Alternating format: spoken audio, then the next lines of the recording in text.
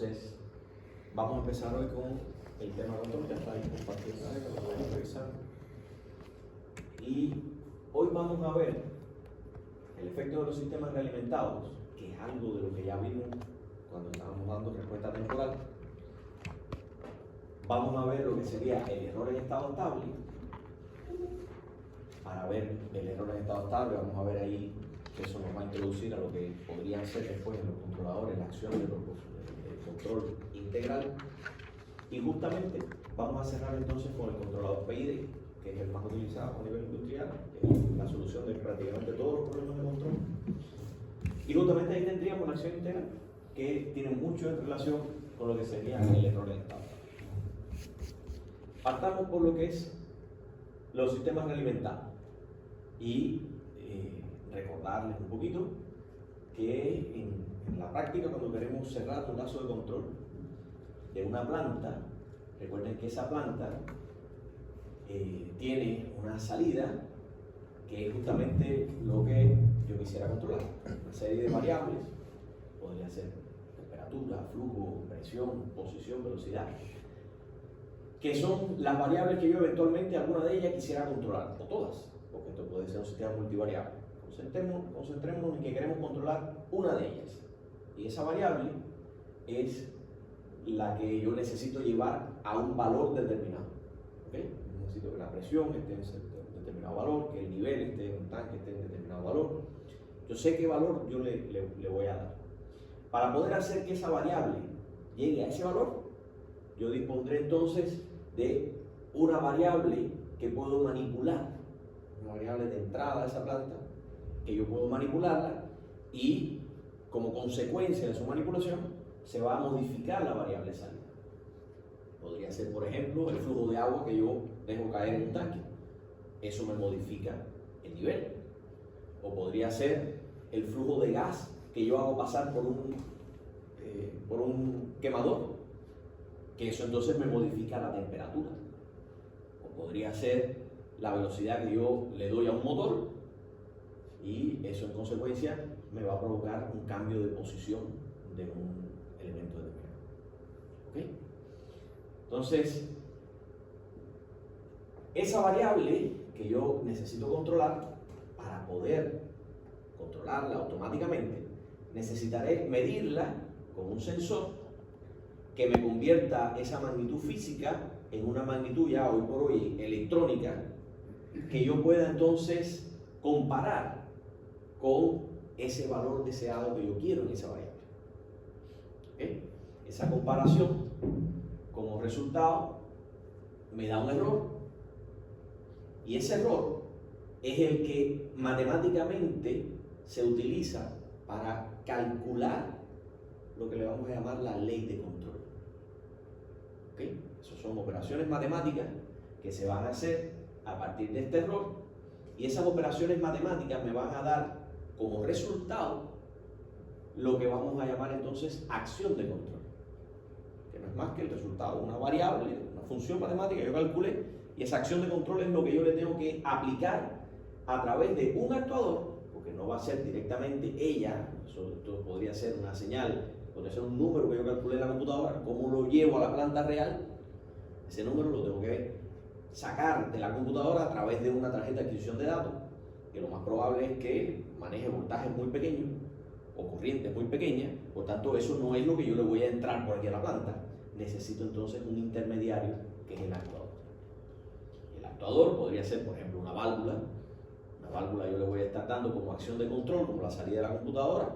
A lo mejor una salida que puede ser 420 mA, que me abre o me cierra la válvula proporcionalmente. O sea, no es que abierta completamente y cerrada completamente, sino los valores intermedios. O podría ser una señal de más o menos 20 volts que se le apliquen entonces a un variador de velocidad, que es lo que le da potencia después a un motor, por ejemplo, para controlar la posición de un elevador.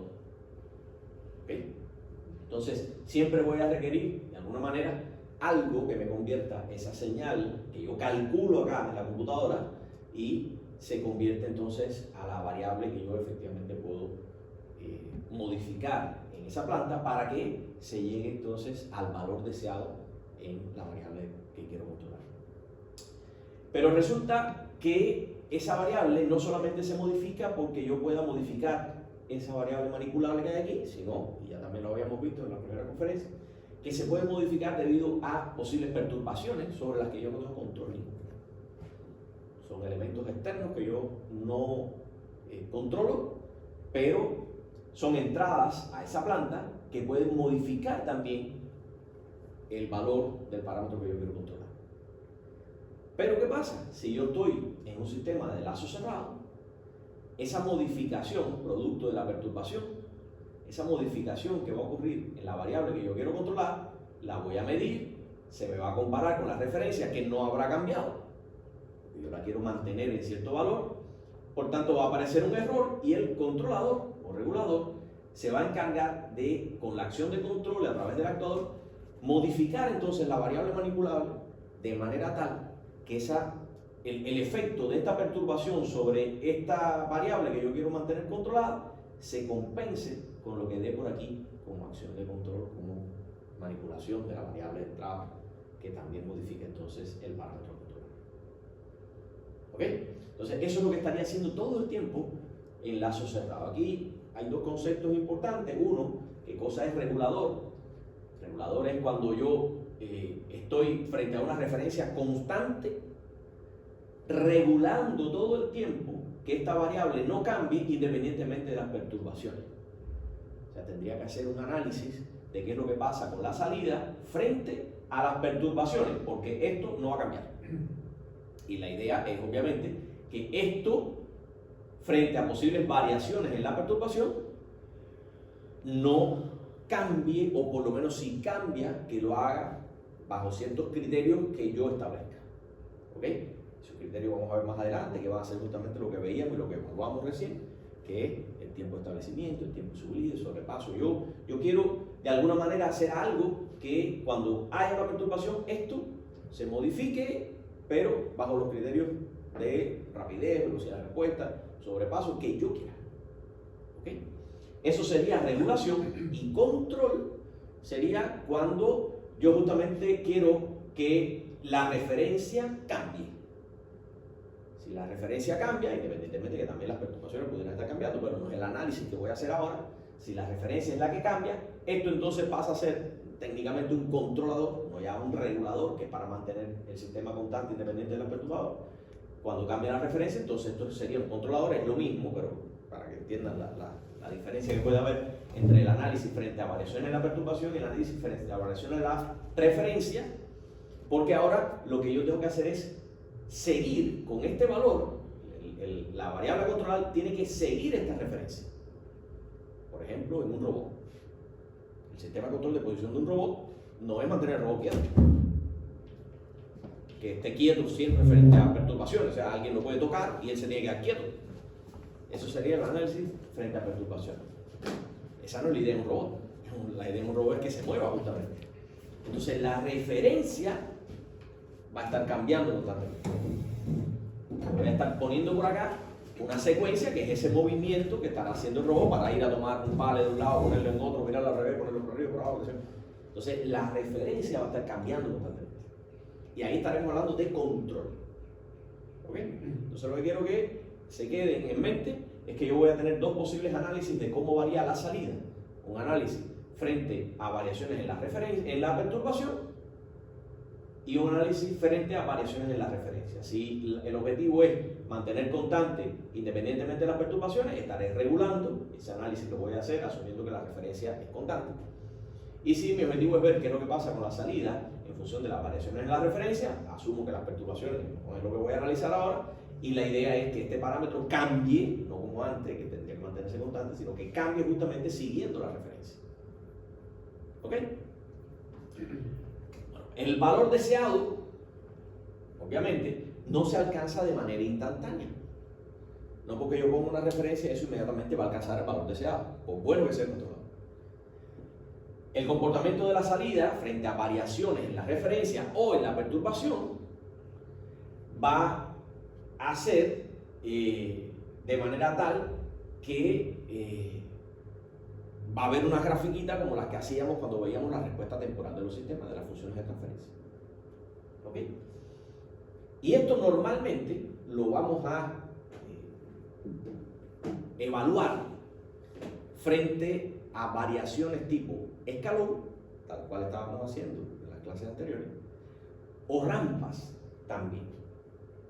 Podría ser qué es lo que pasa frente a una variación tipo rampa, como para hacer algo que cambie. Un escalón sería algo de cambié, puse para otra temperatura, por ejemplo, pero la dejo constante. Pero una rampa no, una rampa podría estar representando que yo quiero hacer un movimiento, por ejemplo, en un servomecánico. Entonces, esa respuesta del sistema, que ya yo sé que es dinámica, no es una cosa instantánea, esa respuesta va a estar caracterizada justamente por los parámetros que habíamos visto ya en la respuesta de las funciones de transferencia. Va a estar caracterizada por el tiempo de establecimiento, que es el tiempo que va a tardar el sistema en alcanzar el valor final y mantenerse estable. También lo puede caracterizar el tiempo de subida, si es que el sistema fuera subamortiguado y alcanza el valor final, pero se mantiene oscilando alrededor de él, pero yo puedo medir qué tiempo tarda en alcanzar por primera vez ese valor final. Si estamos hablando de un sistema que responda de esta manera, sobreamortiguado, yo solamente podría estar hablando, por ejemplo, de lo que sería el tiempo de establecimiento, que sería este de acá. Pero ya si el sistema fuera subamortiguado, pensemos que haga una cosa así, esto evidentemente se me va a estabilizar acá.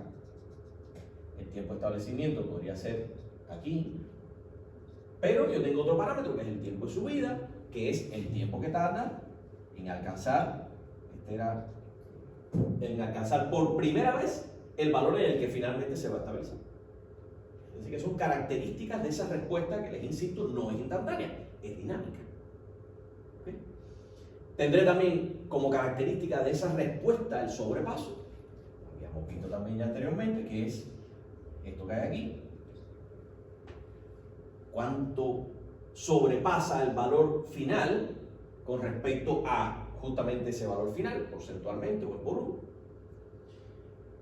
Y además, vamos a introducir hoy lo que sería el error en estado estable. Como característica, como índice de desempeño de esa respuesta del sistema enlazo cerrado que estamos buscando obtener. ¿Okay? Vamos a ver que el error en estado estable es justamente si yo quiero, porque ahora recuerden que yo tengo aquí una referencia, ¿ok? Y voy a alcanzar cierto valor acá. ¿Qué va a ser el error en estado estable? La diferencia en estado estable que va a haber entre la referencia y el valor medido. O sea, este error que va a haber aquí cuando el sistema se haya estabilizado. ¿Qué significa eso? Que es posible que el sistema efectivamente se estabilice ahí donde yo lo estoy dibujando, pero a lo mejor el valor deseado era este. Entonces voy a tener aquí un error. Ese sería el error en estado estable. O aquí, por ejemplo, a lo mejor lo mismo. A lo mejor yo quería que el sistema se estabilizara aquí, pero no se estabilizó ahí, se estabilizó un poquito más arriba y eso sería el error en estado. ¿Ok? Eso lo vamos a ver hoy un poquito más en detalle. Vamos a ver de qué depende.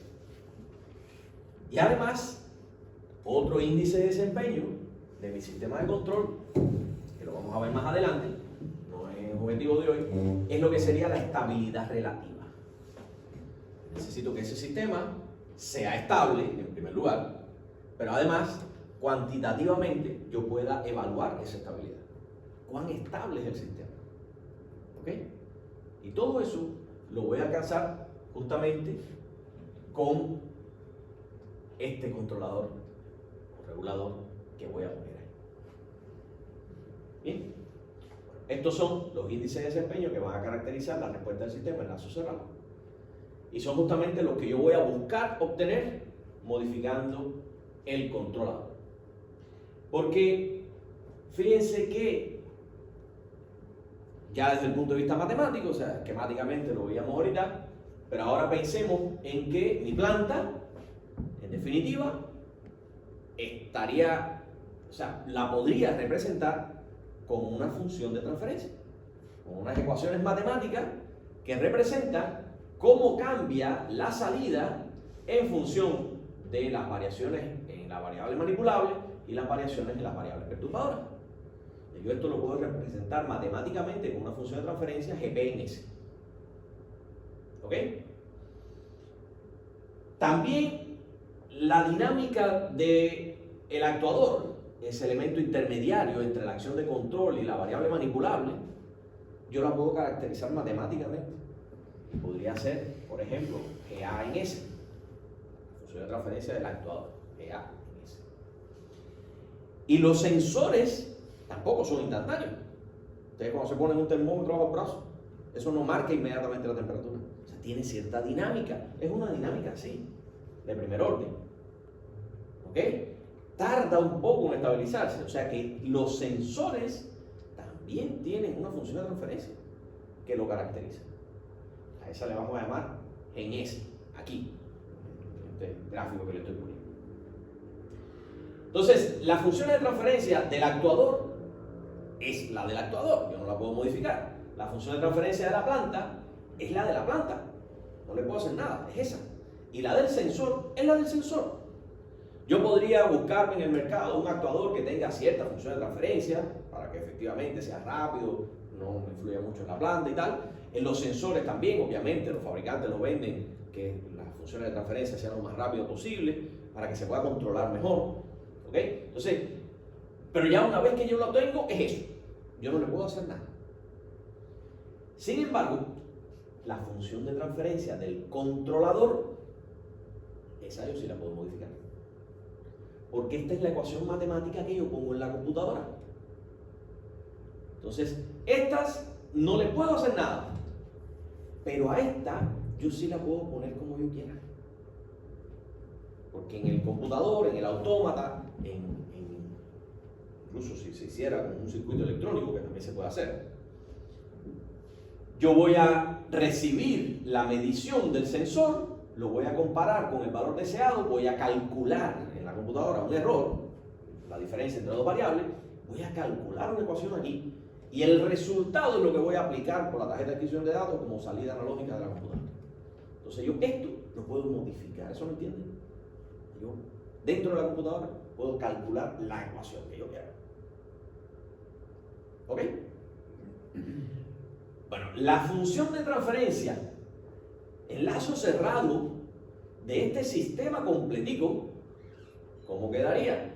Y lo veíamos también en el tema anterior.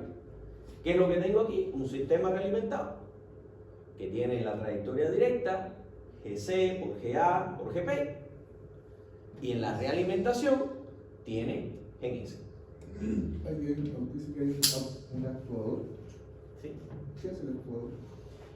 El actuador, piensa tú que, por ejemplo, la variable manipulable es el flujo de gas que yo le aplico a un quemador. Flujo de gas que paso por un quemador, me da una llama y esa llama me modifica la temperatura del calefón, del agua que sale por el calefón. ¿Okay? Entonces la variable manipulable en la planta mía para modificar la temperatura es el flujo de gas. ¿Cómo modificas el flujo de gas? O sea, desde la computadora, ¿cómo tú modificas el flujo de gas? La computadora lo que da es una señal de voltaje. Ahí el actuador. Ahí entra el actuador. ¿Y qué cosa es el actuador? Pero ¿cuál sería en ese caso, por ejemplo? Si yo desde la computadora doy por aquí una señal de voltaje y quiero con algo modificar el flujo de gas, ¿qué cosa es el actuador? ¿Una válvula? Una válvula. Entonces el actuador es ese elemento intermediario entre la acción de control que sale del sistema de control, que puede ser una computadora, puede ser un PLC, puede ser lo que sea, ¿ya? Entre esa salida de acción de control y la variable manipulable que modifica en la planta la salida que yo quiero controlar. Puede ser una válvula, puede ser un motor, ¿ok? Pueden ser muchas cosas. Es lo que me sirva de elemento intermediario entre la acción de control y la variable manipulable. Ese es el actuador, que tiene su dinámica también, porque tú a una válvula le aplicas una presión diferencial y no se te abre instantáneamente. Se devora un poquito, es posible incluso que dé un servomecanismo, que la abra, que la cierre, entonces que mantenga cierta apertura, 1% de apertura, pero eso no es instantáneo. Entonces por eso, al no ser instantáneo, yo lo represento aquí como una función de transferencia. Que tiene... como un transductor. No exactamente, porque un transductor te convierte señales entre una magnitud y otra, o te convierte señales entre diferentes sistemas, unidades, a lo mejor.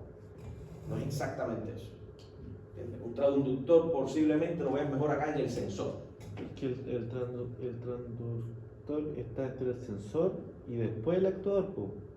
Por ejemplo, entre el sensor y el sistema de control. él recibe la señal del sensor y él la interpreta de una manera distinta y da otra orden. Y te la envía al sistema de control.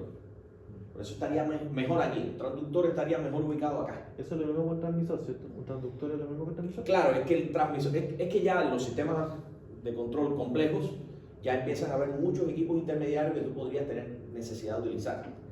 Porque es posible incluso que tengas un concentrador que reciba la transmisión de la señal de diferentes transmisores. A lo mejor ya hoy por hoy son transmisores inalámbricos, y entonces necesitas un hub IoT que te reciba las señales y te la conviertan a lo mejor en la codificación que la tiene y te la pasen a otra codificación para que la reciba el sistema de control, cosas así. ¿Y por qué? Lo mismo estaría aquí, o sea, aquí podría haber transductores también. Pero el transductor es necesario porque yo he visto, claro, hay un sensor y después llega el transmisor, que es mi caso. ¿Por qué no pasa el sensor directamente a la señal? Porque es posible que el sistema de control requiera, por ejemplo, leer 420 mA. Y el sensor tuyo lo que te da es, te voy a poner un caso típico, el sensor tuyo de cosa es una PT100, te varía la resistencia. Entonces, ¿cómo tú conviertes una modificación de resistencia, que es lo que ocurre en una PT100, a una señal de 420 mA? Tú necesitas algo que te le aplique un voltaje a esa PT100, ese voltaje te lo vea como una variación de corriente después porque varió la resistencia, y eso es lo que te transmite como 420 mA. Entonces necesitas un tipo que te convierta esa magnitud física real, que es lo que se está modificando, que en este caso es la resistencia eléctrica de un material, que te lo convierta a una señal que es capaz de entender el sistema de control. Tú no le puedes poner ya al sistema de control, colocarle la resistencia. No te hace nada. Si es que el sistema de control en primera, porque ni siquiera te lo alimenta. Él lo único que hace es leer, es una tarjeta de adquisición de datos de entrada. Él te lee cosas analógicas. Te puede leer corriente o leer voltaje. Pero tú le colocas la resistencia y no haces nada.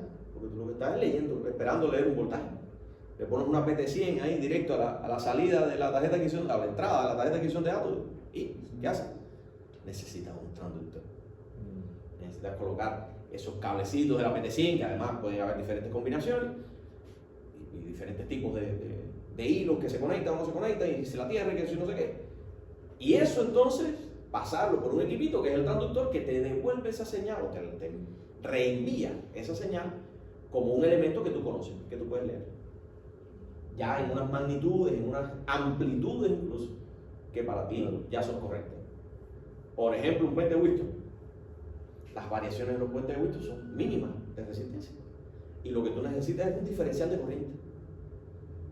Eso no lo lee la computadora, porque las variaciones son tan pequeñas que no las lee la computadora.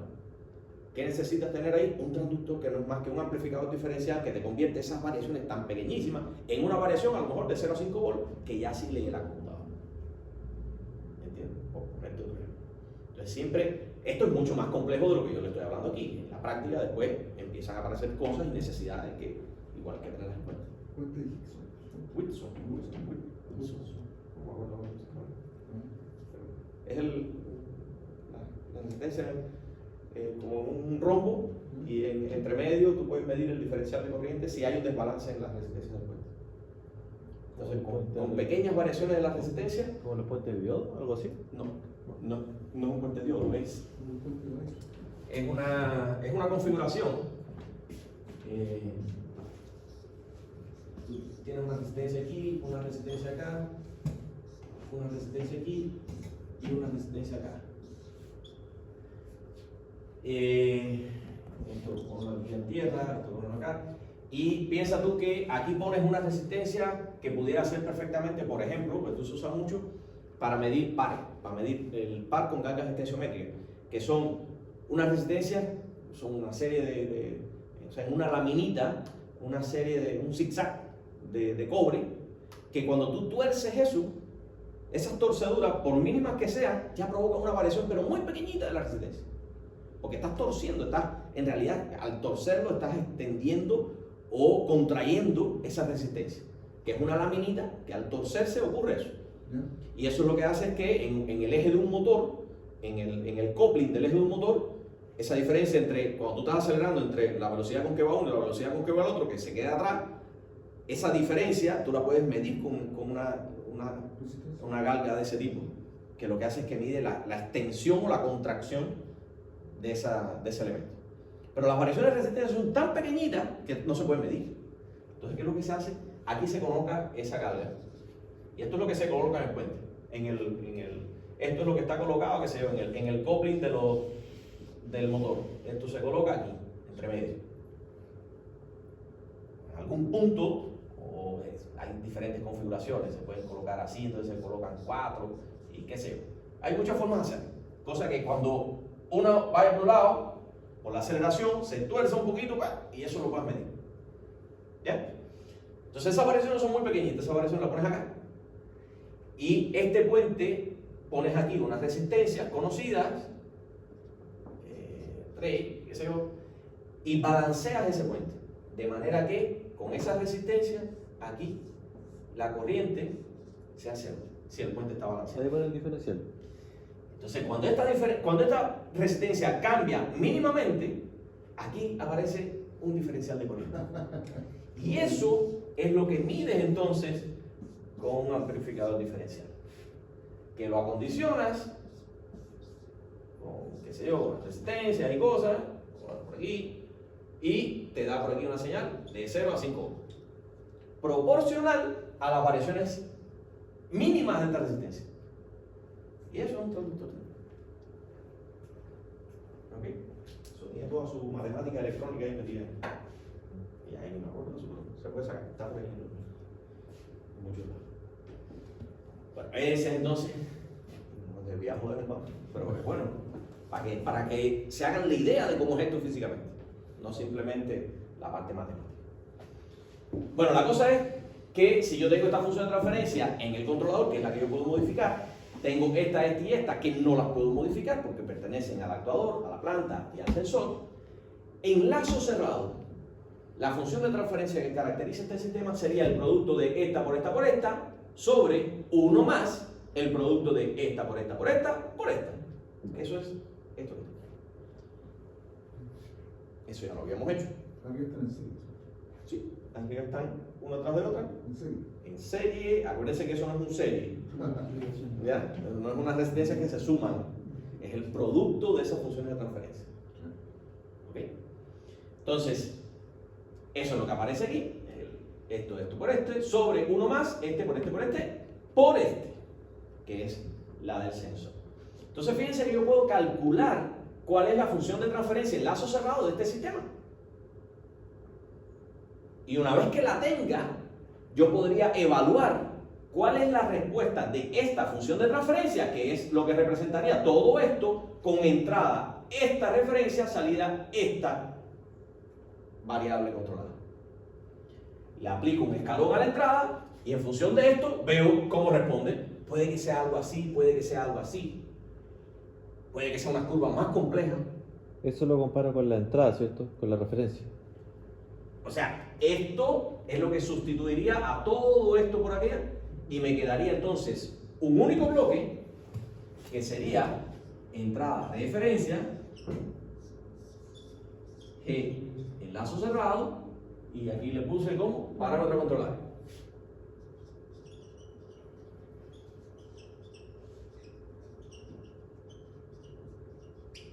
Entonces, yo aquí puedo poner un escalón y ver por acá cómo responde eso.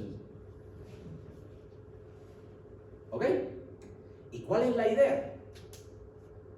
La idea es justamente que yo pueda poner aquí un controlador Recuerden que esto yo lo puedo modificar tal que esta función de transferencia responda frente a la señal que yo la quiero evaluar, un escalón por lo general, con los índices de desempeño que yo deseo. ¿Se dan cuenta? O sea, esto es un tema matemático. Esta es la función de transferencia que yo voy a obtener en lazo cerrado. Esta y esta yo no las puedo tocar, pero esta sí. Si yo puedo modificar esto, que está aquí y está aquí, entonces el resultado de toda esta función de transferencia yo lo puedo modificar. Y en consecuencia, yo podré obtener la respuesta que yo me proponga obtener con los índices de desempeño que yo quiera. Yo quiero que ese sistema se me estabilice en 5 segundos. Tenga un sobrepaso que no sea mayor que el 25%. Y no tenga error en estado estable. Eso pudiera ser los índices de desempeño. ¿Qué función de transferencia del controlador yo tengo que poner aquí para que en lazo cerrado ese sistema se comporte con eso que yo le estoy diciendo? Ese es el tema del control. Ese es el pollo de la ropa con pollo. ¿Ok? Esa es la idea. Buscar entonces una función de transferencia para el controlador tal que la función de transferencia en lazo cerrado cumpla con los índices de desempeño que yo necesite para que se considere que esta planta va a funcionar correctamente. ¿Ok? Entonces, todo ahora, la concentración va a estar justamente en encontrar esa función de transferencia. Pero antes de llegar a esa función de transferencia, veamos qué cosa es esto del error en estado estable. Porque eso nos va a dar pie a saber si esa función de transferencia requiere o no lo que le vamos a llamar después la acción integral. ¿Ok? Veamos entonces qué cosa es el error en estado estable. Pero para ver el error en estado estable, entendamos primero qué cosa es el tipo de la planta. Que no es más que la cantidad de polos en el origen que va a tener la función de transferencia de la trayectoria directa del sistema de control. O sea, desde que yo aplique la acción de control, vamos a empezar por ahí, la acción de control, hasta que yo llego a la variable que quiero controlar, o sea, desde que yo entro por acá hasta que salgo por aquí, el producto de estas dos funciones de transferencia, para empezar por ahí, el producto de estas dos funciones de transferencia yo tengo que ver si incluye un polo en el origen. ¿Qué cosa es un polo en el origen? Recuerden que las funciones de transferencia son en definitiva polinomios en S, en el numerador y en el denominador. La función de transferencia va a ser, digamos, vamos a llamarle aquí B sub n por S a la n más B sub n menos 1 por S a la n menos 1 y así sucesivamente hasta llegar a B sub 1 por S más B sub 0 por S a la 0, que sería 1. Es un polinomio en el numerador. Y lo mismo voy a tener en el denominador. Yo voy a tener A sub n, bueno, m, porque podrían ser diferentes. Siempre el m será mayor que n. A sub m por S a la m más A sub m menos 1 por S a la m menos 1 y así sucesivamente hasta A sub 1 por S más A sub 0 con m mayor o igual que n. ¿Ok? Esto es un polinomio en S y un polinomio en S en el denominador. ¿Qué son los polos en el origen? Son cuando yo en el denominador, este polinomio tiene raíces en 0. O sea, cuando alguna de las soluciones de este polinomio igual a 0, cuando alguna de las soluciones en S sea 0. Por ejemplo, si yo tengo 4S más 1, aquí abajo, yo tengo 4S más 1, ¿cuál es la solución de eso igual a 0? ¿Cuánto tiene que valer S para que eso valga 0? Sí, menos 1 partido un cuarto. S Menos un tiene que cuarto. ser igual menos un cuarto. Esa es la solución. ¿Ok? Si yo tengo 5S más 2 por 3S más 1, si eso fuera el polinomio del denominador, ¿cuáles son las soluciones ahí? Hay que No, despejar si la yo S. sustituyo con S igual a 0, Hay que- esto me queda 2 por 1. Hay que despejar la S primero. ¿Ok? Esto igual a Hay que 0. hay que hacerlo. ¿Cuáles serían?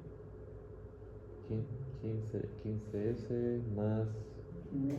O sea, fíjense que este es el producto. Si cualquiera de estos dos es 0, ya esto se hace 0. ¿Ok? Sí. Por tanto, ¿qué me hace 0 este? Que S sea 0. No, esto es 5 por S más 2. Ah.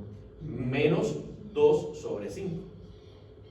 Si S vale menos 2 sobre 5, ya este se hace 0. Pero tiene otra solución. Si S vale menos un tercio. A ver si es el del otro lado. ¿Ok?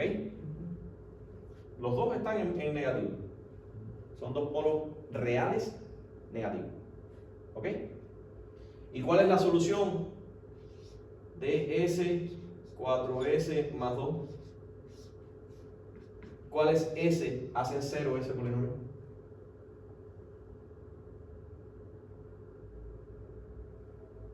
¿Qué valores de S hacen 0 este polinomio? Aquí nuevamente vuelve a ser el producto. S partido Por tanto, 4. cualquiera de este o este que se haga 0, ya eso se hace 0. S partido 4.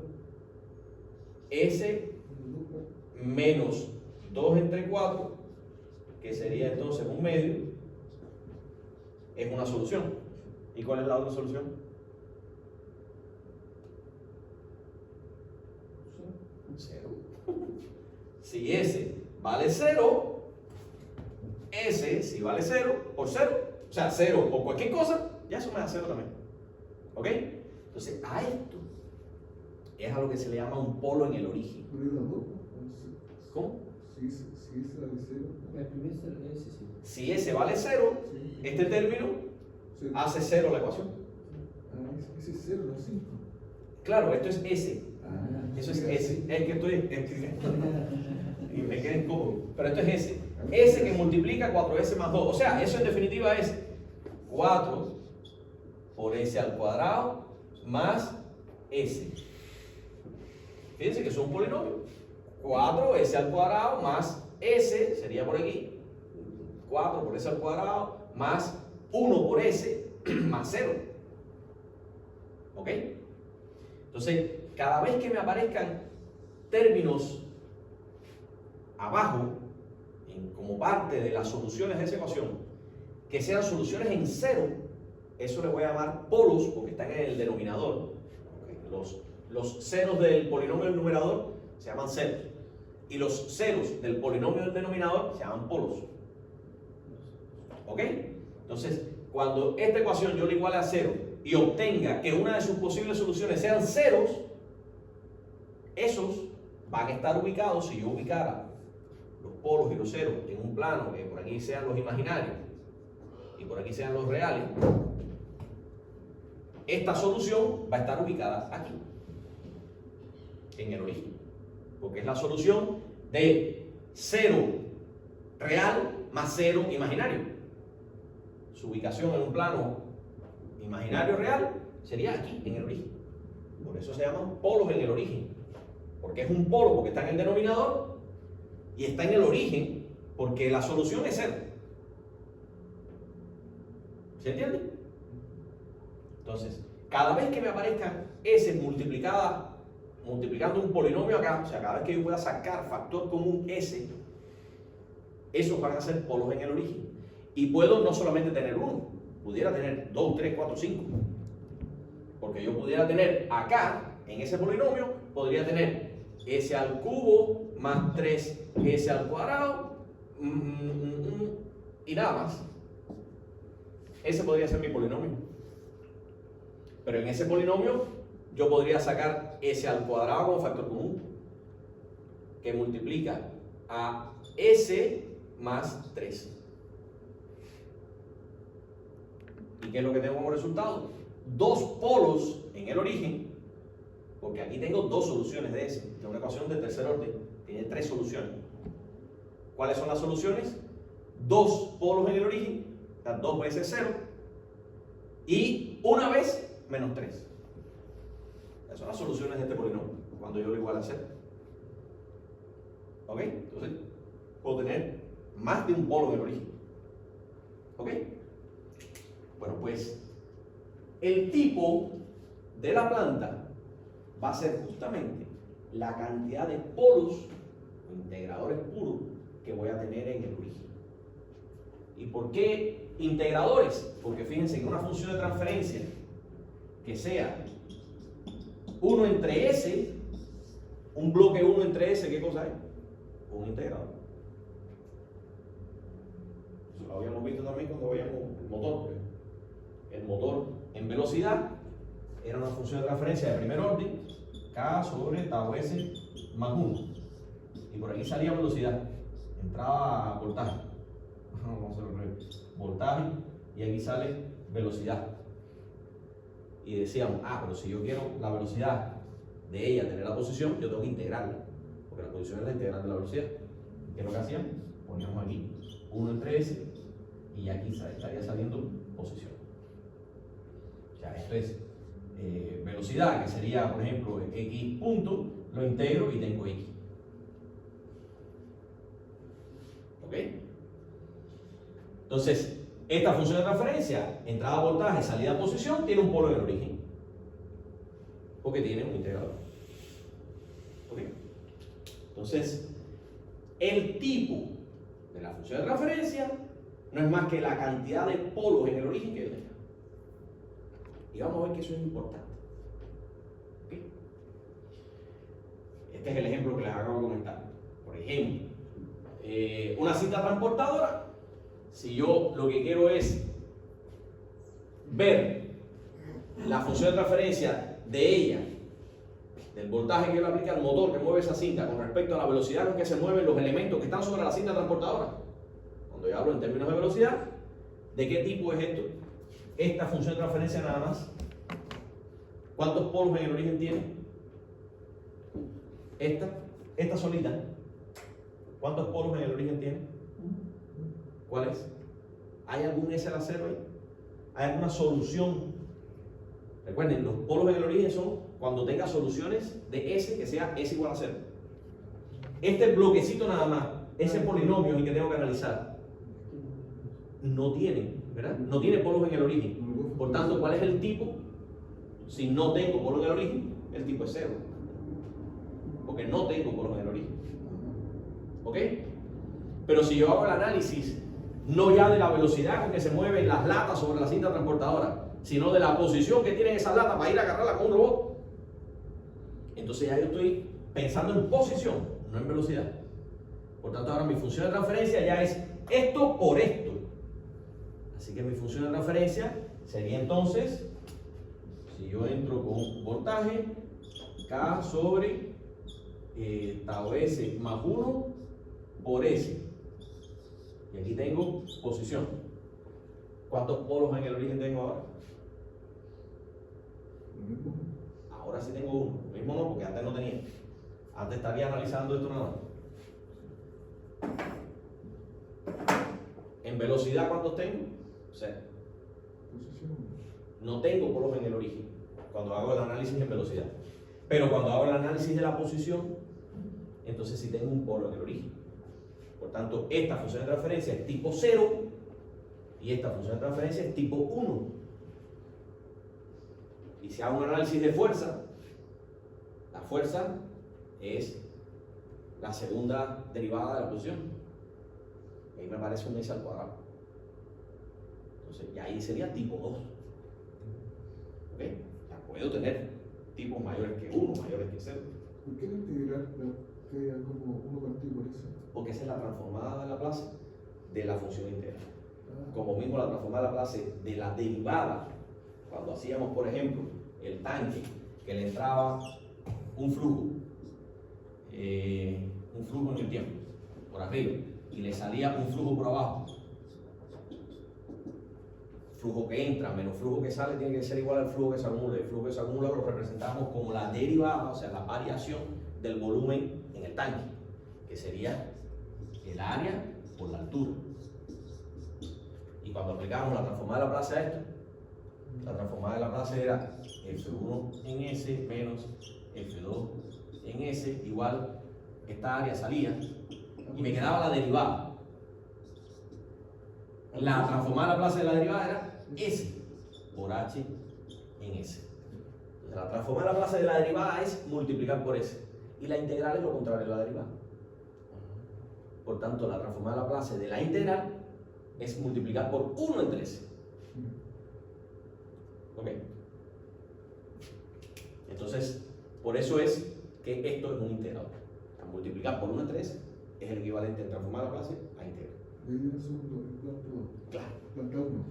Aquí sería tipo 1. Claro. Tipo, estamos hablando del tipo, concepto de tipo.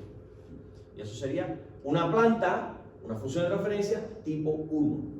Esta sería una función de transferencia tipo 0. ¿Ok? La fuerza tipo 1. ¿Ah? Cuando estoy haciendo un análisis de fuerza es tipo 2. Análisis de funciones de transferencia inerciales y todo eso, movimientos inerciales, tipo 2. Entonces, el tipo de la función de transferencia, vamos a ver, que está íntimamente relacionado con lo que sería el error en estado estable. Y conocer el tipo o entender qué cosas, cuál es el tipo de la planta, eso me va a ayudar a saber si tengo que colocar o no integradores en la función de transferencia del controlador. ¿Ok? Vamos a ver aquello que habíamos hecho ahorita, que era, teníamos 3 funciones de transferencia acá arriba, una función de transferencia acá abajo. Vamos a empezar a reducirlo. Vamos a pensar en que tendríamos el controlador, la planta y el sensor. ¿Ya? En la planta ya estoy incluyendo el actuador. ¿Ok? Vamos a verlo así. ¿Cuál sería la función de transferencia de la salida con respecto a la entrada? Lo acabamos de ver. Y ahora, como es más sencillo, tengo 2 bloques nada más, sería este por este sobre uno más este por este por este, que es esto que tengo aquí. ¿Ok? Y fíjense que eso es la función de transferencia de la salida con respecto a la entrada. Bien. Ahora, ¿cómo voy a calcular el error? El error siempre, sí o sí, va a ser la referencia menos la medición, que es la salida. Estoy suponiendo ahora, vamos a simplificarlo más todavía, que la función de transferencia del sensor, que es la que había aquí, esta h, vale 1. Estoy suponiendo un sensor instantáneo, que no son así, pero vamos a quitarnos problemas encima. Vamos a incluir la dinámica del sensor, vamos a incluirla acá, en la planta. Ahí está metido el sensor. ¿Ok?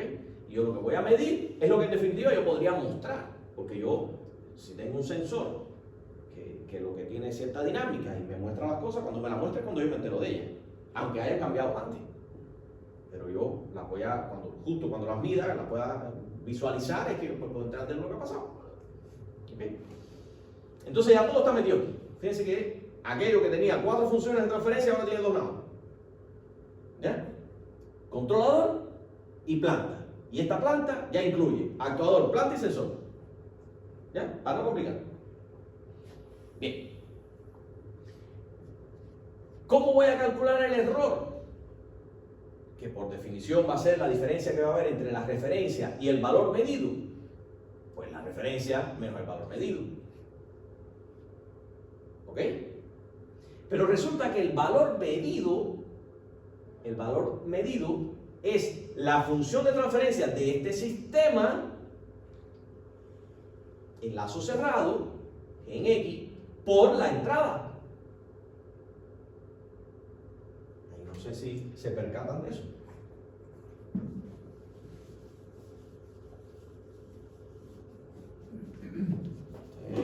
importante que lo entiendan. Fíjense, yo tengo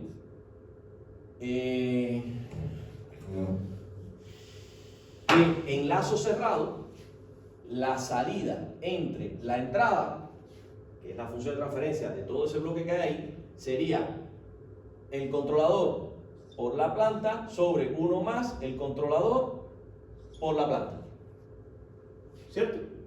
Esta es la función de transferencia que implicaría en ese diagrama que yo entre con X y salga con Y. El diagrama de bloque sería eso. O sea, lo que estoy diciendo es que la salida entre la entrada es igual a C por G sobre 1 más C por G, matemáticamente en términos de función de transferencia. ¿Ok? Por tanto, yo podría decir que la salida I es igual, esta X yo la puedo pasar para acá multiplicando, voy a llamarle a todo esto, voy a llamarle Gx, o sea, a todo esto es Gx. ¿Sí? Sí. Y voy a decir entonces que I, ¿quién es? Gx, esto lo voy a pasar por acá multiplicando por X. ¿Me siguieron? Y el error, ¿quién es? El error siempre va a ser la referencia menos la medición.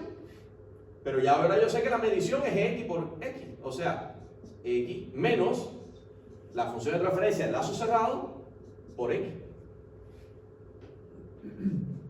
¿Ok? Y esto es X que multiplica a 1 menos X. ¿Ok?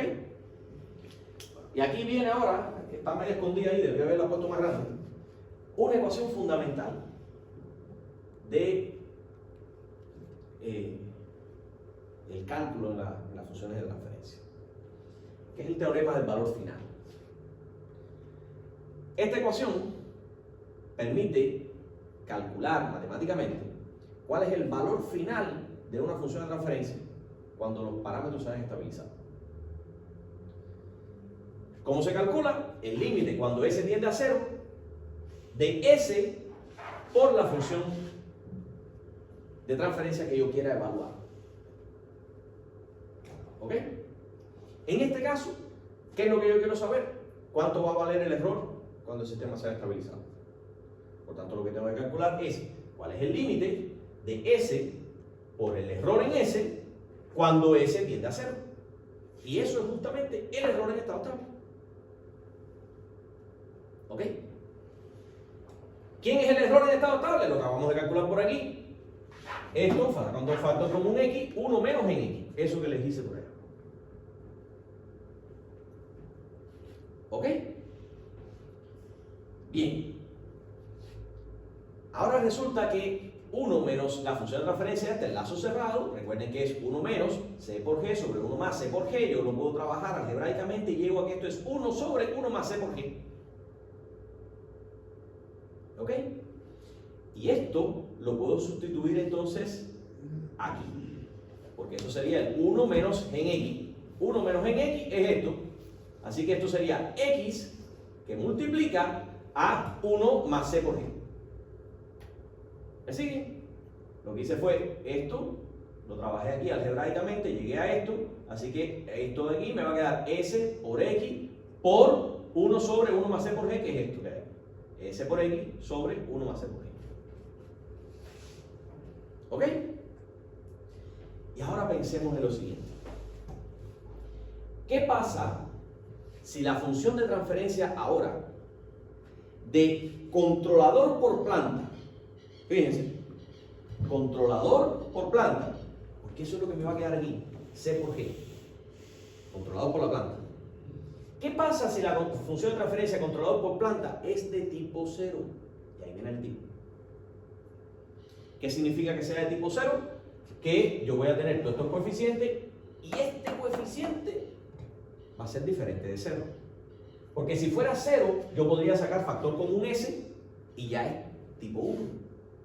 Si este, el 1, también fuera 0, entonces podría sacar factor común S al cuadrado. Y me quedaría tipo 2. Pero si este coeficiente existe, entonces ya no es tipo 0. O sea, ya no es tipo mayor que 0, es tipo 0. ¿Ok? No tengo polos en el origen. ¿Ok? Entonces, ¿qué pasa si esto por esto no tiene polos en el origen? O sea, estos coeficientes existen. En particular, el A sub 0. Si esto existe, recuerden que esto lo voy a poner aquí. Y eso lo voy a evaluar cuando S tiende a 0. O sea, voy a aplicar 0 en donde quiera que me aparezca una S. Si yo aplico 0 donde quiera que me aparezca una S, C por G me va a quedar B sub 0 entre A sub 0. Porque son los únicos que no están multiplicados por S. Todos los demás están multiplicados por S. Tanto van a desaparecer. ¿Ok?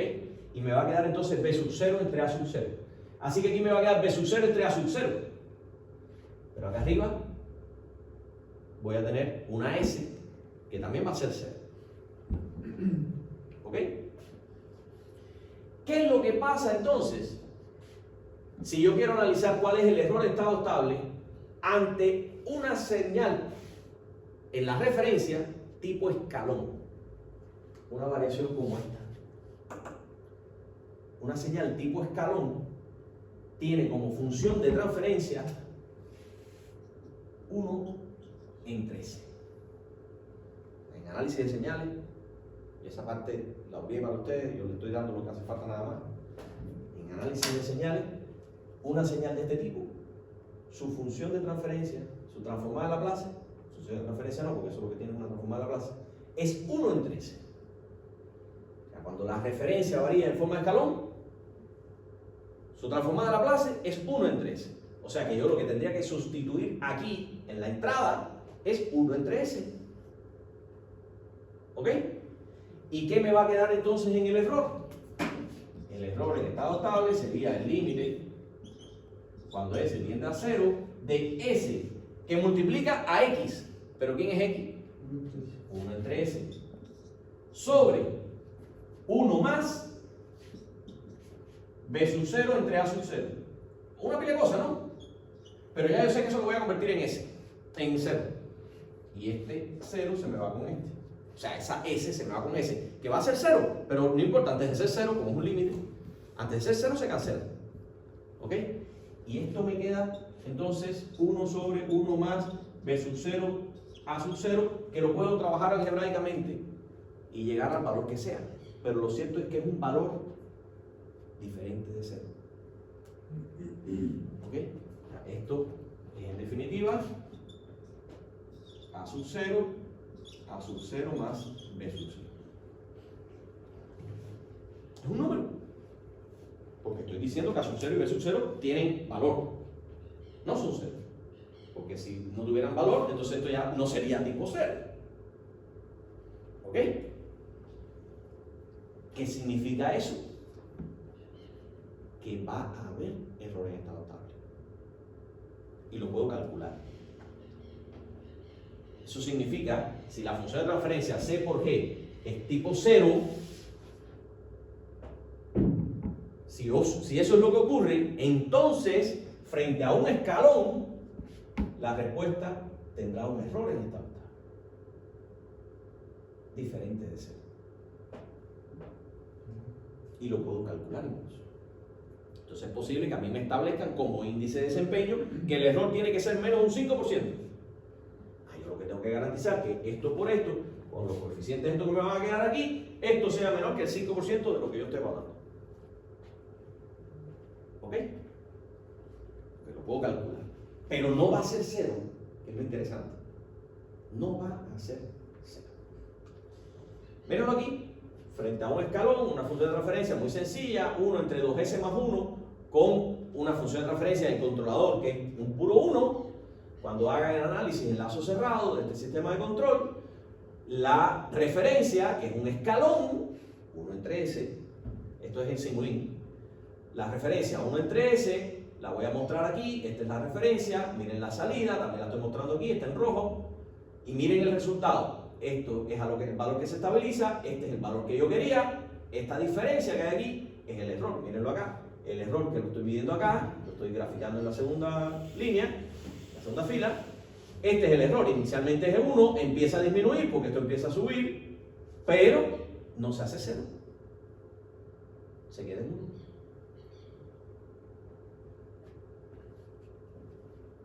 Ese uno. O sea, en 1 no, en 0,5. Si te invito a poner uno, ¿Qué tengo? arriba. Ah, una ganancia. Eso es Simulink. Es la función de referencia de una pura ganancia. Multiplica, o sea, la entrada se multiplica por 1 y da la salida. Y fíjense, ¿qué es lo que tengo aquí? Pero ¿por qué dice que no se hace 0 si eso es lo que usted está esperando? Yo quería 1. ¿Y en qué valor se me estabilizó? En 0,5. Este sistema no se estabiliza en 1. Se estabiliza en 0,5. Por tanto, el error que hay aquí es la diferencia entre esta menos esta. El error, aquí en este punto, cuando yo aumenté de golpe a 1, el error se hizo 1 porque es esta menos esta, que valía 0.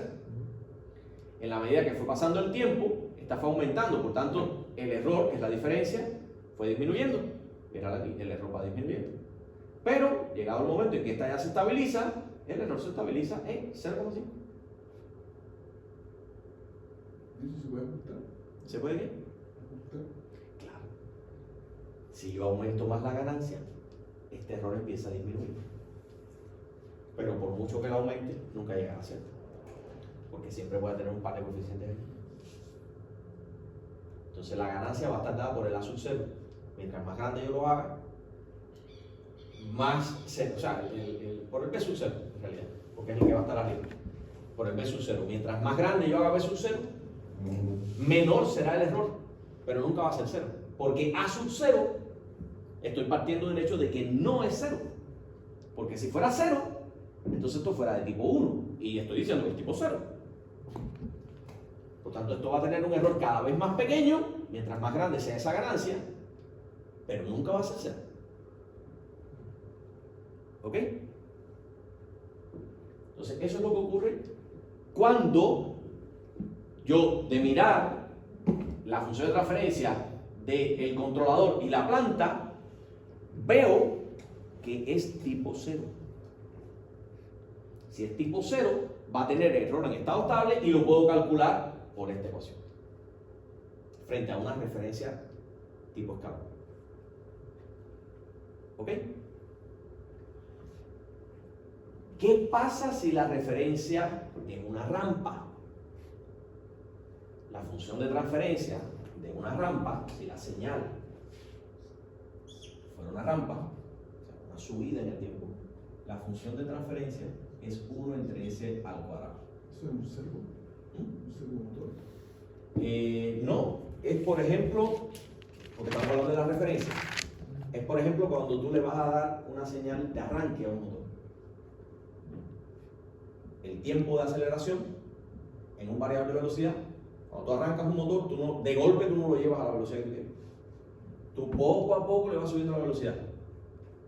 Esa referencia en la que poco a poco tú le vas subiendo la velocidad hasta que alcance la velocidad que quieres y después lo mantienes ahí, eso es una rampa de subida que tú la puedes ajustar a la pendiente según la carga que quieras mover. Entonces tú puedes llevarlo a la velocidad que tú quieras, más rápido o más lento, porque tienes que mover una carga inicial muy grande. Entonces esa rampa de subida es una señal de este tipo. Entonces tú quieres que él poco a poco vaya aumentando su velocidad hasta que llegue a la que tú quieres. No es el escalón. El escalón es decirle de golpe 3000 RPM, ¡pum! Y el motor te da un tirón que posiblemente zafe los tornillos o lo quema. ¿Ok? Entonces, para evitar eso, tú lo que haces es, con el variador de velocidad, le das un tiempo de aceleración con una pendiente determinada y poquito a poco el tipo se acelera y llega a la velocidad que tú quieres sin romperte nada y sin consumirte un pic de corriente que a lo mejor lo quema. Entonces, eso es una referencia tipo rampa, por eso es importante también ver qué es lo que pasa con referencias de este tipo. Entonces, la referencia tipo rampa, la función de transferencia es 1 entre s al cuadrado. 1 sería la pendiente, estamos asumiendo una rampa de pendiente 1. ¿Ok? Igual que aquí 1 sería la magnitud del escalón, estamos asumiendo un escalón de magnitud 1. unitaria.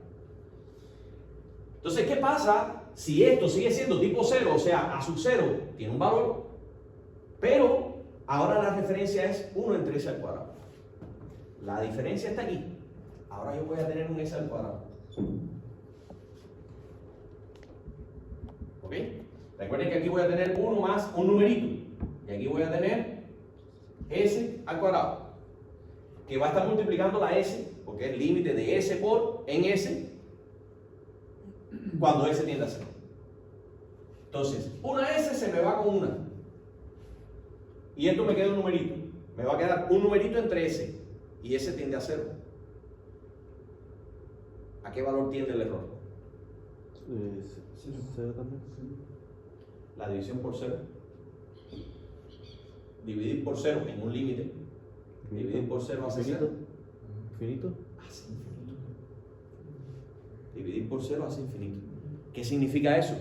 Que cuando yo este mismo sistema lo someta aquí en lugar de un escalón a una rampa, entonces el error va a tender al infinito. Va a ser cada vez más grande. Mírenlo aquí. O sea, si la entrada en lugar de un escalón es una rampa, fíjense que es una rampa unitaria, pendiente 1, cuando tiempo es 10, esto es 10, pendiente 1. La salida, aquí no se ve, pero tiene una guatita y después empieza a hacer una recta, pero con una pendiente diferente a esta, con una pendiente menor. Como la pendiente es menor, en la medida que pasa el tiempo, esto sigue subiendo, pero esto cada vez sube menos. O sea, sube la misma cantidad, pero con una pendiente menor que esta, así que la diferencia, aquí tiene este valor, aquí tiene este valor, aquí tiene este valor, aquí cada vez es mayor la diferencia. Por tanto, el error tiende al infinito. ¿Ok? Entonces, función de transferencia del controlador por la planta tipo 0, si la referencia es un escalón, tendré error en estado estable. Si la referencia es una rampa, tendré un error infinito, que tiende al infinito. ¿Ok? Eso es lo importante de mirar aquí e identificar qué tipo es la función de transferencia de la trayectoria directa del sistema de control que esté mirando. Ya con eso, rápidamente yo sé qué es lo que va a pasar con el error en estado estable, que es uno de los índices de desempeño que yo quiero mantener bajo control. ¿Ok? Bueno, ¿qué pasa ahora si la función de transferencia es tipo 1? O sea, C por G va a tener un polinomio en el denominador, pero que yo voy a poder sacar un factor común S, tipo 1. Una S como factor común. O sea, A sub 0 en realidad no existe, pero cuando no existe A sub 0 yo puedo sacar una S, factor común, y a este A sub 1 le estoy llamando A sub 0. Profe, cuando la referencia era tipo escalón, el error Tiene un valor, va a haber error en estado estable. Después yo les voy a hacer un resumito. Después esto tiene un resumito aquí. Entonces, ¿qué pasa ahora si C por G es tipo 1? Si es tipo 1, tengo un polo acá en el origen. ¿Ok? Porque esa es la definición de tipo. Tengo un polo en el origen. Y ese polo en el origen me va a aparecer aquí. O sea, yo voy a tener un polinomio arriba, un polinomio abajo, pero aquí yo voy a tener una S. ¿Ok? Fíjense que esta S, si yo lo trabajo algebraicamente, esta S me quedaría, cuando yo trabaje esto, me va a quedar aquí sobre, vamos a suponer que sea esto, me quedaría S por A sub 0 más B sub 0, S A sub 0, y esto va para arriba, aquí me queda multiplicando por S. S A sub 0. ¿Ok? La cosa es que me va a aparecer una S aquí arriba. Esto lo tengo que multiplicar por S por X, que estoy asumiendo, en primer lugar, que es un escalón. La entrada va a ser un escalón, por tanto, 1 entre S.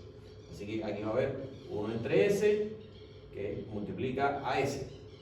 Este se me va con este. pero me ha quedado una S aquí arriba. O sea, este polo en el origen que va a haber aquí, como va a estar acá abajo, en el denominador, cuando yo lo trabaje algebraicamente, va a estar aquí abajo, me va a subir y me va a provocar una S aquí. Y ahora S tiende a 0. ¿Qué significará eso? Que este se me va con este, pero aquí me queda una S que tiende a 0. Por tanto, ¿cuánto es el error? 0. Cuando en la trayectoria directa tenga una función de transferencia, o sea, C por G, tenga polos en el origen, uno por lo menos, el error en estado estable es 0. Mírenlo aquí. Por ejemplo, seguimos con la misma función de transferencia y ahora la función de transferencia del controlador no es simplemente 1. Ahora es S más 1 sobre S. Ya el producto de esto por esto me da como resultado un denominador que tiene un polo en el origen. O sea, tiene una de sus soluciones igual a 0. ¿Ok? Ese polo en el origen, miren, ahora cuando yo varié tipo escalón, entonces la salida me hizo así y se me estabilizó aquí. Justo en donde yo quería. El error partió siendo 1, pero fue disminuyendo, se pasó incluso a los negativos y después se estabilizó en 0.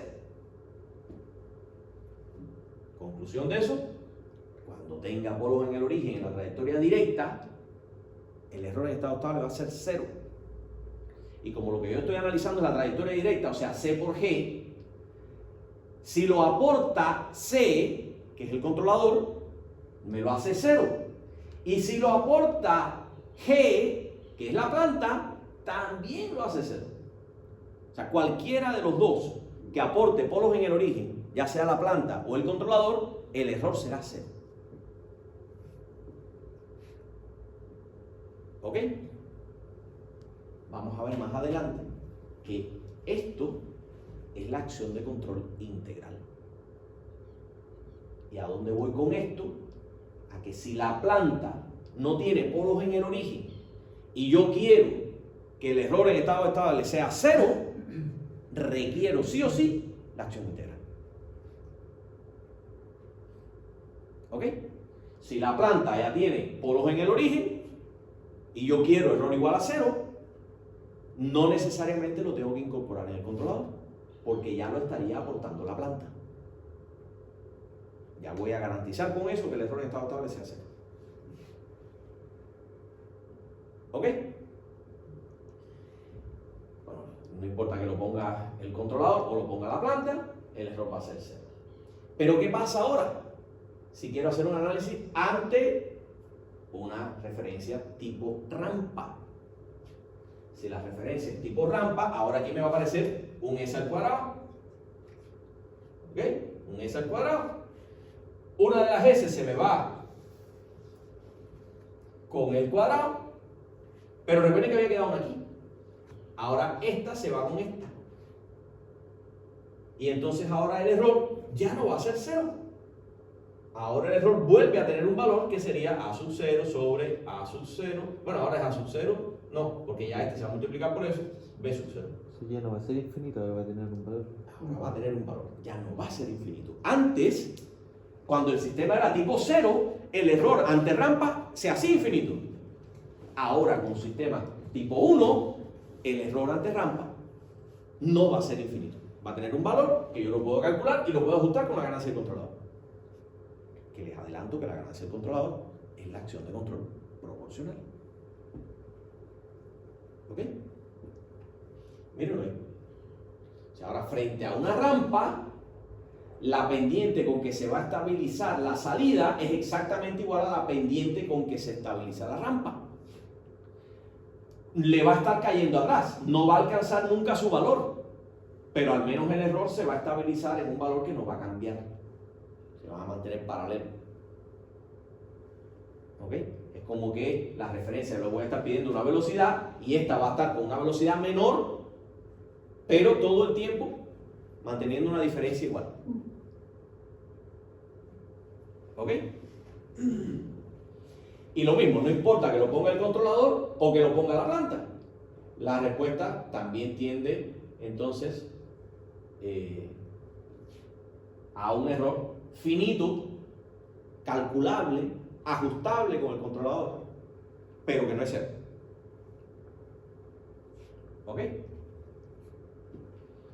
Este es el resumido, creo que hay otro más adelante. Ante variaciones en la referencia, sistemas tipo 0 en lazo abierto tendrá error constante en estado estable ante referencia paso e infinito ante referencia tipo rampa. Un integrador en la trayectoria directa, 1, garantiza 0 error ante referencia tipo paso, 0 error ante referencia tipo paso, sería la posición. Y 2 integradores en la trayectoria directa, porque también podría tener 2, uno que me aporte la planta, uno que me aporte el controlador. Bueno, pues 2 integradores en la trayectoria directa garantizan 0 errores ante referencia incluso tipo rampa. Porque si yo tuviera un par de polos acá en el origen, y ahora este se me va con el cuadrado, este otro se me va con uno de los S, pero voy a tener 2. Entonces se me va como una rampa, S al cuadrado, me queda por S y por S al cuadrado aquí. Se me va S al cuadrado con S al cuadrado y siempre me va a quedar una S arriba. Por tanto, ante rampa, si tengo 2 integradores puros en la trayectoria directa, también se hace 0 el error en estado estable. Yo sabía que tenía un resumido mejor. Ahí están todos los casos. Miren, la referencia tipo escalón, la referencia tipo rampa. ¿Qué pasa si C por G es tipo 0? Si C por G es tipo 0, ante un escalón tengo error en estado estable. Un error que va a ser constante. Ante una rampa tengo error en estado estable infinito. ¿Qué pasa si C por G es tipo 1? O sea, tengo un polo en el origen en C por G. Ante un escalón no tengo error en estado estable. Ante una rampa tengo un error constante. ¿Qué pasa si C por G es tipo 2? Ante un escalón tampoco tengo error en estado estable. Créanme que esto se va a estabilizar en el valor que corresponde. Tampoco voy a tener error en estado estable. Y ante rampa tampoco tengo error en estado estable. Miren cómo se estabiliza sobre la rampa. Ya no paralelo a la rampa, sino sobre la rampa. Mejor. ¿Es el mejor entonces? Bueno, ante rampa. Pero ante escalón, ya este sería suficiente. Si yo quiero 0 error en estado estable ante escalón, con que sea tipo 1 es suficiente. Con que el polo lo aporte la planta o el controlador, suficiente. Si quiero 0 error también ante rampa, entonces tengo que ser tipo 2. Que los aporte tanto C como G. O a lo mejor G aporta uno, C aporta el otro. ¿Ok? Pero tiene que ser tipo 2 para poder garantizar 0 error en estado estable ante rampa. Tiene que ver con los polos en el Con los polos en el origen, claro. El tipo son la cantidad de polos que tenga el origen. Mejor el tipo de error. Pero es que yo no tengo control sobre eso. O sea, la planta G es lo que tenga. Si G no tiene polos en el origen y yo quiero 0 error en estado estable, ante variaciones tipo escalón, tengo que ponerle en C, tengo que ponerle un polo en el origen. ¿Cómo hago eso? Con la acción integral. Ahora vamos a ver el controlador. Y si quiero 0 error en estado estable ante rampa, entonces en el controlador le tengo que poner 2 polos en el origen. ¿Ok? Si la planta tuviera un polo en el origen, ya yo garantizo 0 error en estado estable, aun cuando C no tenga la acción integral. Pero, entonces, si quiero además que sea 0 error en estado estable ante rampa, como ya tengo 1 en G, le tendría que poner 1 en C. ¿Ok? Bueno, y todo esto es el análisis ante variaciones en la referencia. Y lo mismo puedo hacer ante variaciones en la perturbación. O sea, si ahora yo asumo que la referencia es constante y quiero ver la respuesta del sistema frente a variaciones en la perturbación, ahora la función de transferencia me queda con la entrada de la perturbación, G por acá, el H por aquí y aquí estaría el controlador. Como aquí recuerden que tengo un negativo porque estoy entrando con una realimentación negativa acá y perdí la referencia porque la voy a hacer igual a 0, es como el equivalente a multiplicar por menos 1 aquí. Y este menos 1 lo puedo colocar aquí también. Así que en definitiva, el análisis ante perturbación, la función de transferencia sería G sobre 1 más H por C, que es esto que tenemos. ¿Ok? Porque ahora es lo mismo, lo único que ahora aquí estaría el sumador, la referencia, pero mi análisis, mi entrada va a ser esta, no va a ser esta. Entonces, la trayectoria directa me queda esta, y siempre va a ser trayectoria directa sobre 1 más trayectoria directa por realimentación. Y esto sería G, y lo que voy a tener en la realimentación sería todo esto que hay aquí, H por C. Así que sería G sobre 1 más C por G por H. ¿Ok? ¿Qué hora es? Yo me embalo porque no sé qué hora es. 10:03. Media hora.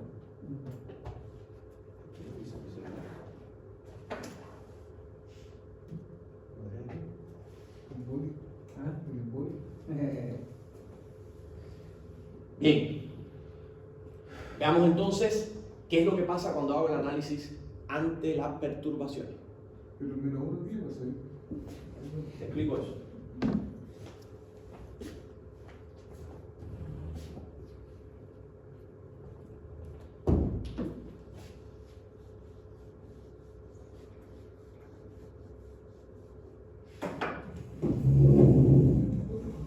Yo lo que tengo es esto.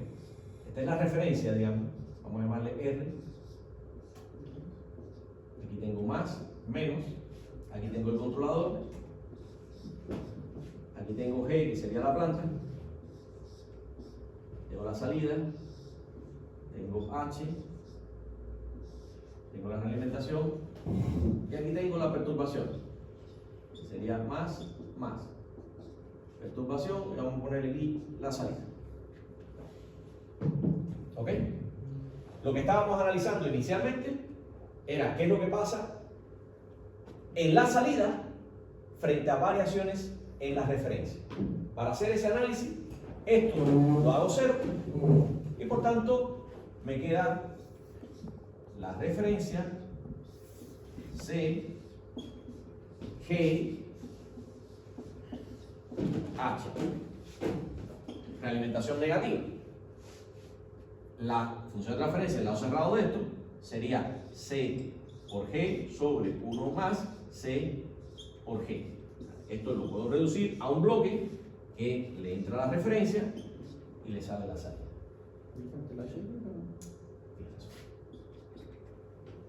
Muy bien. ¿Ok? Yo puedo reducir este sistema realimentado a esta función de transferencia.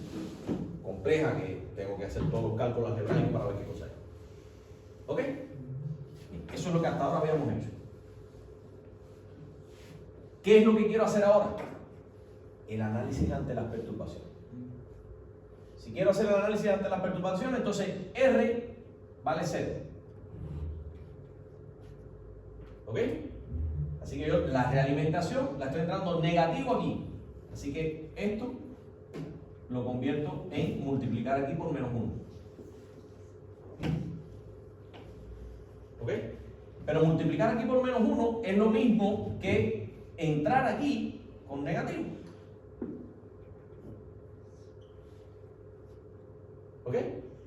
Y eso es lo mismo que venir con P, sumar, restar, vengo con P, encuentro G, y aquí está la salida. ¿Y qué tengo aquí? H, H y C.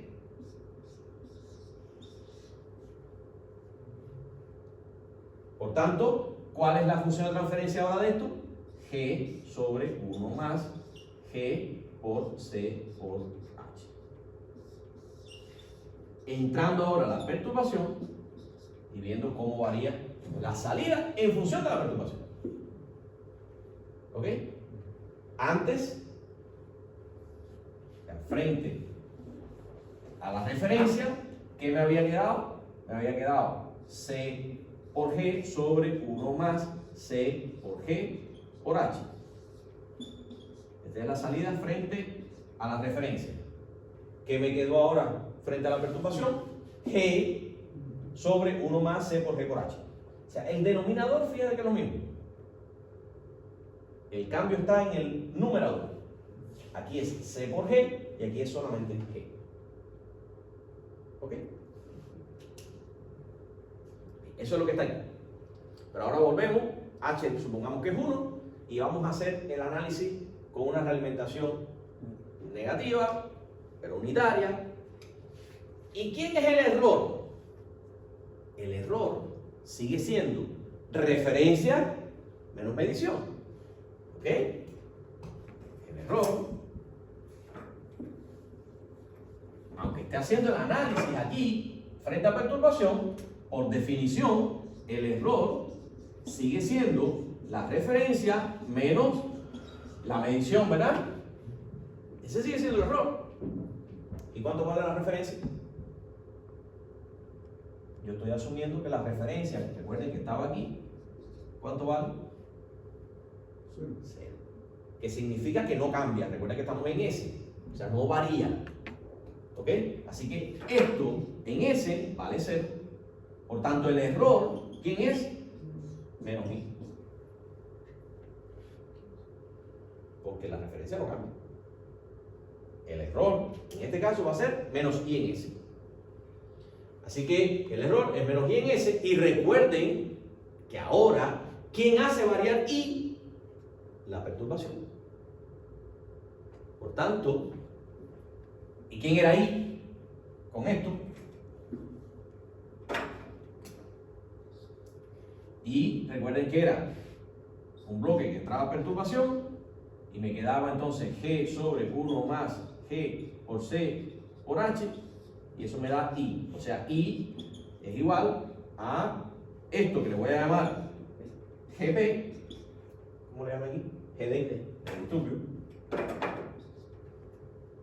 GD por X. ¿Ok? Entonces, vuelvo a calcular lo mismo.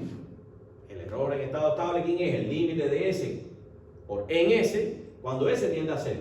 Pero ¿quién es ahora en S? Ahora en S es GD por D. Este menos sale del límite y me queda S que multiplica a GD por D. ¿Ok? Bien. Ahora GD, sabemos que es G sobre 1 más C por G, que es esto que hicimos aquí con H igual a 1. Bien. ¿Quién es el límite que yo tengo que analizar? Esto que hay aquí. S que multiplica a G por D sobre 1 más C por G.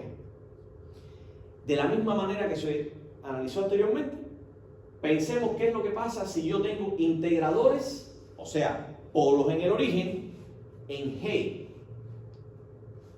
Si yo tengo polos en el origen en G, miren lo que aparece aquí. G está acá y G está aquí.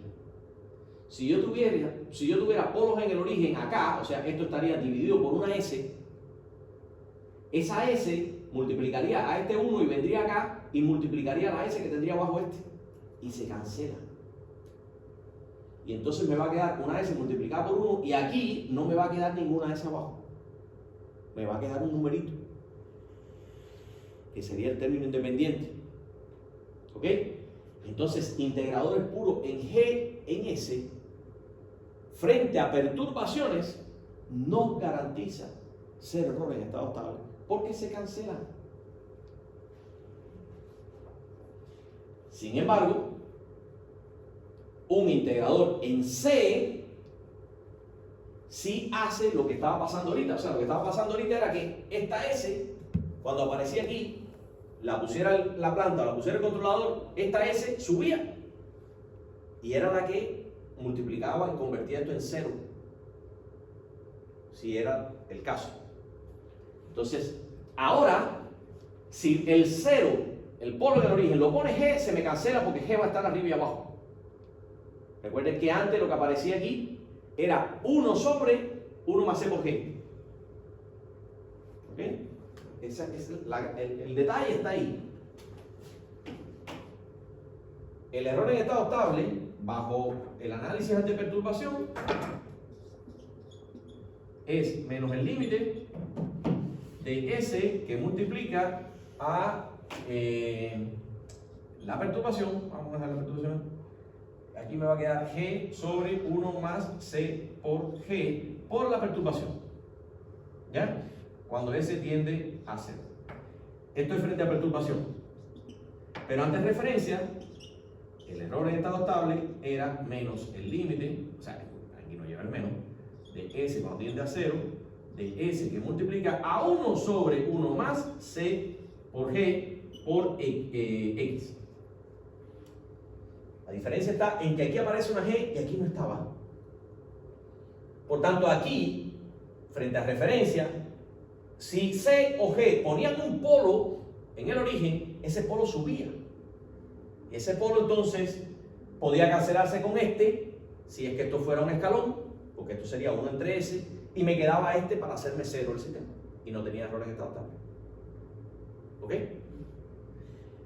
Y si la referencia fuera una rampa, que sería 1 entre S al cuadrado, entonces si tuviera dos polos aquí, me quedarían dos polos aquí que se me cancelarían con este y me seguiría quedando este. Pero ahora tengo esto. Si me aparece un polo en el origen en G, ese polo en el origen se me va a ir con el de este G y no va a subir ninguno. La única manera de que suban los polos en el origen es que estén en C, que es la que no está acá arriba y no se cancelaría con nadie. ¿Ok? Entonces, por eso es esta conclusión que se puede llegar aquí, de que integradores en G no garantizan 0 errores en estado estable porque se me va a cancelar, pero integradores en C sí garantizan error en estado estable igual a 0 porque este C no se me cancelaría con nadie arriba. Entonces, frente a un escalón en la perturbación, si el polo del origen lo pone C, voy a tener 0 error en estado estable. Pero si el polo del origen lo ha puesto G, no voy a tener error en estado, 0 error en estado estable. Ante rampa, la única manera de tener 0 error en estado estable es que C tenga un par de polos en el origen. No como antes que podía ser uno en C y uno en G. ¿Ok? Aquí tienen las tres combinaciones que podrían ser las más típicas. Referencia 0. ¿Ok? Por tanto, la referencia, miren aquí, es la azul, 0. La referencia no cambia. ¿Bien? ¿Qué es lo que pasa si C es tipo 0 y G es tipo 0? O sea, C por G es tipo 0. No aparece ningún polo del origen por ningún lado. ¿Ok? Si no aparece ningún polo del origen por ningún lado, el error tiende a un valor que lo puedo calcular. Es finito, no es infinito, pero es un error. O sea, ante una perturbación aquí, esto va a adquirir cierto valor que va a ser diferente a la referencia. Por tanto, frente a perturbación estaré teniendo un error en estado estable. Si C es tipo 0 y G es tipo 1, ya el sistema C por G es tipo 1. Frente a variaciones en la referencia ya eso sería 0 error en estado estable. Pero frente a variaciones en la perturbación, que es lo que estoy analizando ahora, miren lo que pasa. Habrá un error en estado estable diferente de 0. Sigue habiendo error, porque el polo en el origen lo está poniendo G. Y polos en el origen en G no garantizan 0 error en estado estable porque se cancela el efecto de ese polo. ¿Ok? Pero si el polo en el origen lo pone C, o sea, C por G es tipo 1 y lo pone C, entonces miren, entró la perturbación y volvió a ser 0. Entonces estabiliza en 0, créanme. Y este es el efecto. Esta es la perturbación y esto se volvió a estabilizar en 0. ¿Ok? Entonces no es lo mismo el análisis ante variaciones en la referencia que el análisis de las variaciones ante la perturbación. Ante referencia, el error se hace 0 si C o G introducen polos en el origen. Pero ante referencia, ante perturbación, perdón, la única manera de garantizar 0 error en estado estable es que el controlador sea quien introduzca el polo de origen. ¿Ok? Entonces, eso me lleva a entender cuándo en el controlador yo le tengo que poner la acción integral y cuándo no es necesario poner la acción integral. Porque la acción integral es buena por una parte porque me lleva el error a 0, pero es mala por otra parte porque me hace el sistema más lento y oscilatorio. Entonces, no la puedo usar por gusto. La tengo que usar cuando corresponde. ¿Ok? Entonces aquí empezaríamos ya con las acciones de control, pero yo creo que ya estamos cansados. Sí. ¿Ok? Así que vamos a dejarlo hasta aquí. Nos veríamos ya la semana que viene.